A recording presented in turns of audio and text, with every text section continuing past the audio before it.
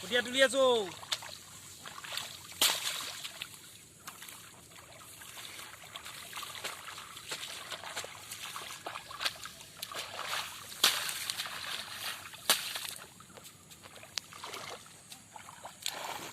হয়েছে নাই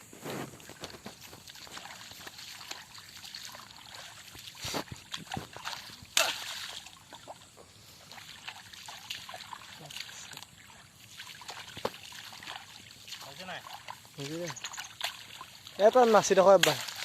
এটা